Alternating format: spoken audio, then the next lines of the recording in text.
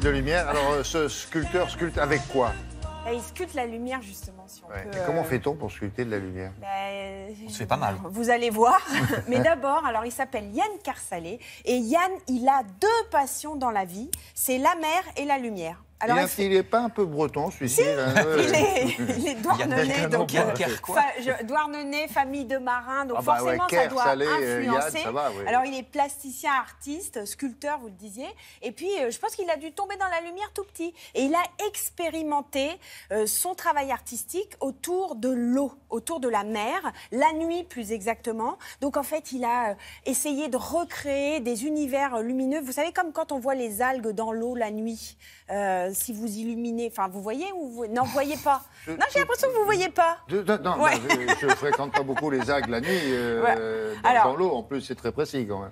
Non, ce qu'il faut dire quand même, c'est qu'il sublime les bâtiments parce qu'il travaille avec les plus grands architectes du monde. Outre être sculpteur, donc faire des œuvres, lui pour lui, Alors, des installations. Il faut voir là maintenant. Là. Eh bien oui, alors, si je vous dis le Quai Branly, Jean Nouvel, si je vous dis le jardin en bas et le dessous du Quai Branly, l'installation lumineuse, eh bien c'est Yann qui... Oui, du musée, exactement. C'est Yann qui fait ça, voilà.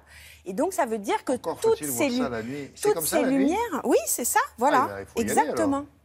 Nous, on est des gens du jour, nous. Oh, on sort de temps en temps. Hein. Ah bon? Enfin, moi, et quand surtout. elle sort, qu'est-ce qu'elle fait? Elle va voir les algues. Dans l'eau, la nuit, c'est spécial. Pareil, Marseille. Parce qu'on va dire, ouais, c'est Paris. Ben non, Marseille, le Mucem. Oui, la mise en lumière du Mucem. Donc la nuit aussi, je suis désolée. Ce que vous appelez sculpteur de lumière. lumière. Sculpteur de lumière. La mise en lumière. Parce que aussi, il crée des objets, des luminaires. Donc il travaille vraiment la lumière sous tous ses angles. Donc il met en valeur effectivement des bâtiments. Mais après, il peut avoir des commandes spéciales où là, il fait des installations lumineuses. Écoutez, regardez, je pense qu'il va mieux expliquer. Enfin, j'ai quand même expliqué un petit peu. Hein. Regardez. C'est très gentil, merci beaucoup.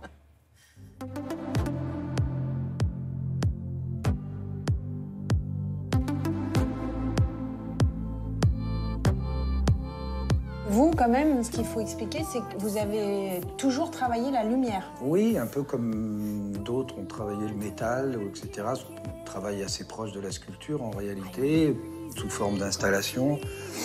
Et donc, voilà, je travaille toujours sur l'extérieur, en grande majorité des cas. C'est une façade qui a été faite par les architectes Valois-Despistres, qui ont dessiné, en fait, une sorte de bardage avec une résonance sur la notion des turbulences d'air qui sont derrière les ailes des avions. Et moi, je m'en suis servi, ces supports, pour amener une lumière dessus. Et là, quand c'est comme ça, vous travaillez dès le début du projet? La plupart du temps, avec les architectes, c'est eux qui m'appellent. C'est dès le départ, oui.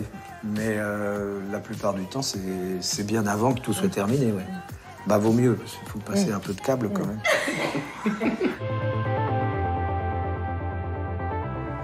Donc ça, c'est l'aéroport de Denver, c'est le nouvel aéroport. On m'a demandé de pouvoir faire une installation particulière et le sujet est esthétiquement Escalator, qui a une proportion considérable. Cette installation, c'est de la matière, de toutes les matières d'eau que j'ai pu trouver dans le Colorado. Puisqu'ils ont des neiges éternelles, ensuite ils ont de la glace, bien sûr ils ont des torrents, des cascades, et puis ils ont même un désert où il fait très sec. Donc on a plein de variantes, et au lieu de mettre une carte postale, vous rentrez dans le Colorado ou pas, c'est une installation qui donne du mouvement.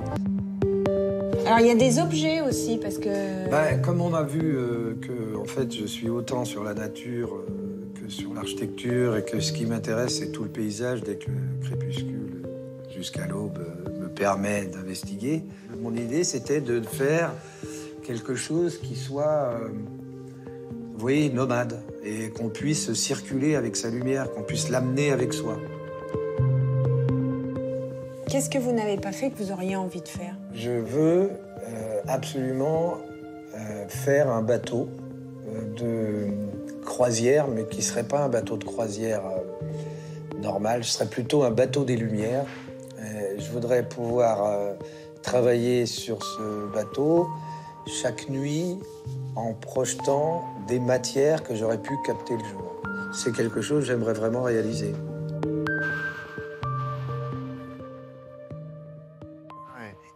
il met en valeur donc, ces bâtiments-là, souvent des bâtiments, mais il pourrait mettre en valeur aussi des spectacles ou des gens qui chantent ou des gens qui dansent, je ne sais pas. Il faudrait qu'il essaye ça. Oui, intéressant. Sûrement qu'il l'a fait, je pense. Et là, qu'est-ce qu'il fait en ce moment? Et là, alors, il a été appelé par Muriel Mayette pour la Villa Médicis. En fait, il va mettre en lumière, il est en train de travailler sur la mise en lumière et puis sur l'installation aussi de chemins pour être guidé dans la villa, etc. Il y a tout ce qu'il faut, la Villa Médicis. Elle est magnifique. Oui, oui. Déjà, à la base aussi, il est aussi avec ce qui existe, le contexte. Merci beaucoup.